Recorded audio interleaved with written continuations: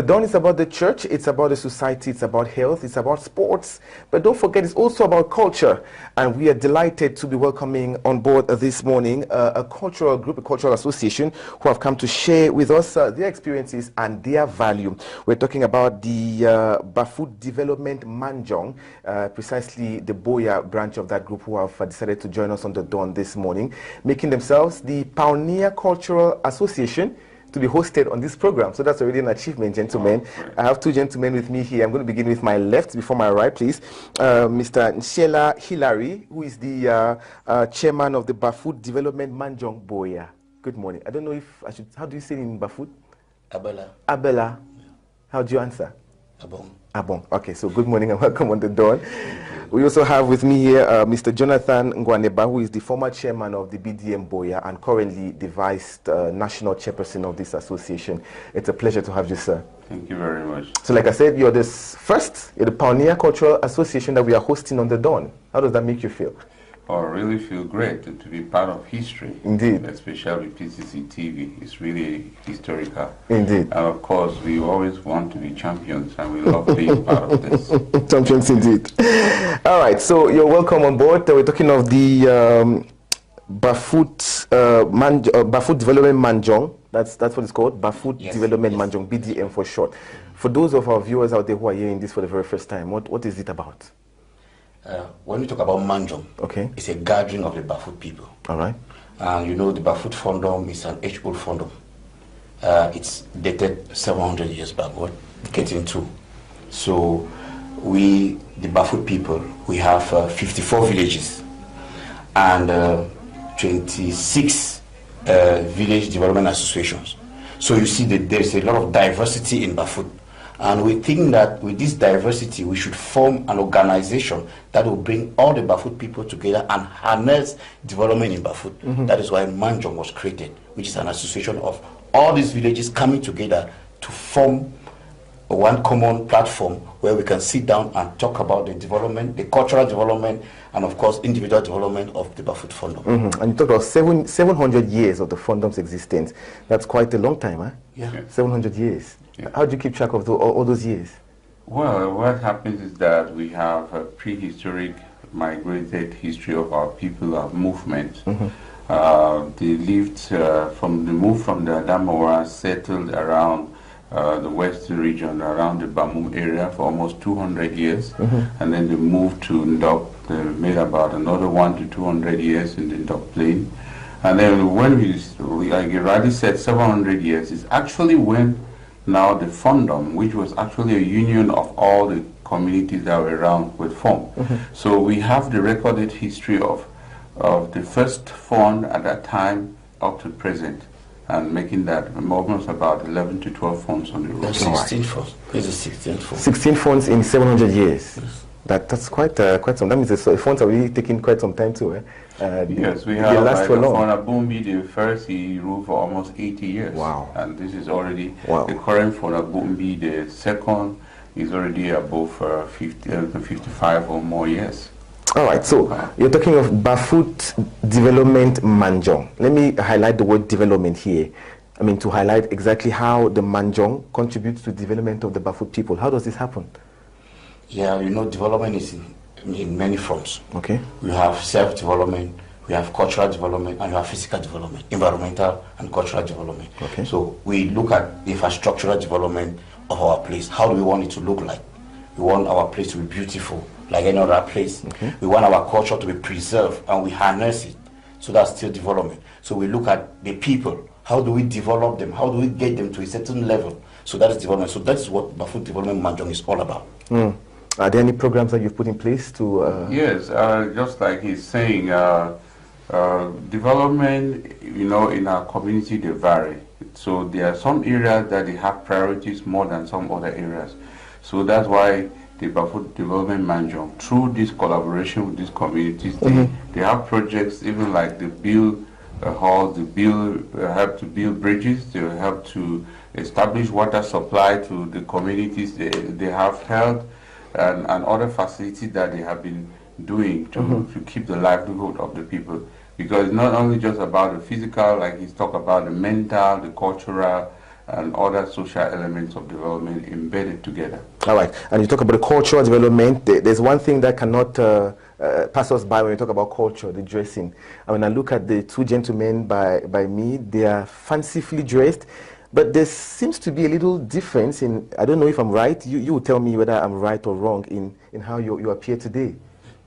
Yes, like what he's putting on is what you generally would call a toggle. A toggle? Yes, okay. It has its own regalia, and it has its own way it's designed. And even though we have toggle, there are many communities in the Northwest that have this traditional wear. Okay. So if you look at that of a Bafut man, you can be able to know that this is Bafut toggle. So what like makes what it he's different? putting on. Okay. And then now this one is the other light wear. This one I'm putting on.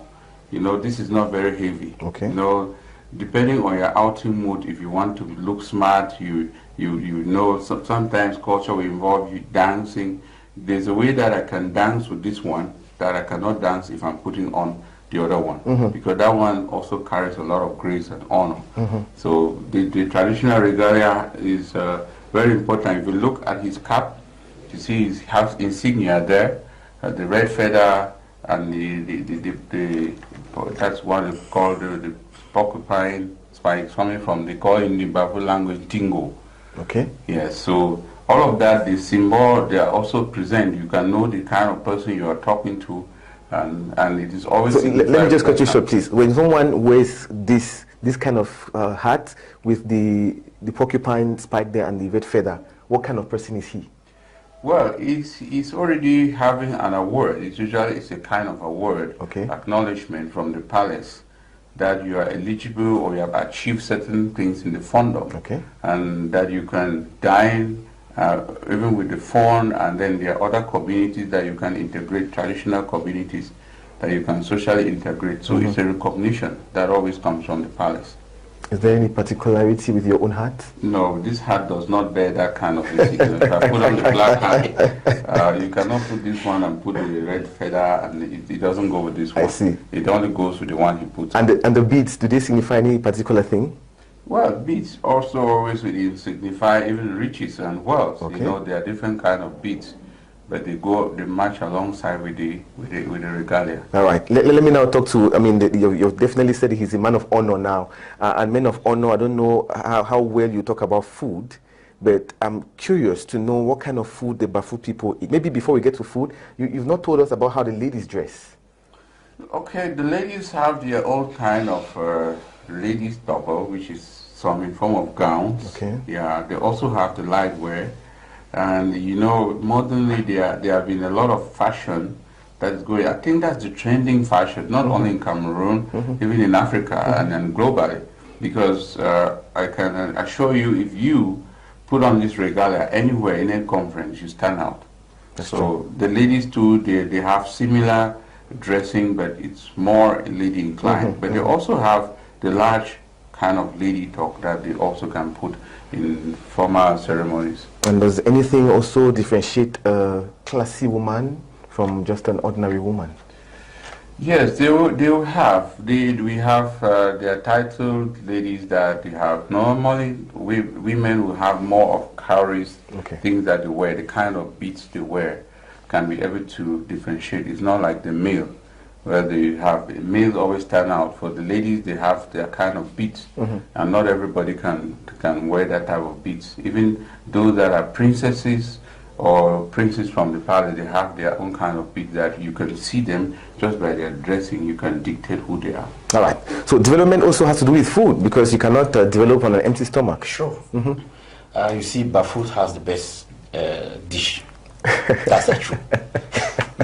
I will say that Bafut has the best meal. That's the truth. Because if you look at the composition of a truth, everything is involved in it. Okay. And when you look at a truth, you know, you move everywhere in town, you see a truth being sold. You know, it's because people love it. I see. And it is very tasteful. When you look at the composition of the achu, when you have to savour it, you look at the composition, it's mouth-watering, you understand?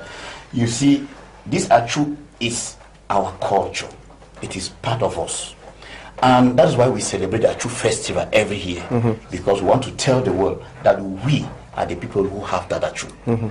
Okay, so it is part of our culture. We have developed achu up to the level where we celebrate. We have a festival for achu every year that we come out and we look at the achu and we say, okay, this is our meal and this is the composition, so that somebody who is not coming from our land can learn how to produce it, you know, and also Achu Festival. Achu, Yes. that's how it's called. Achu Festival. That's right. Every year. Every year. Has that for this year already taken place? It took place in Douala.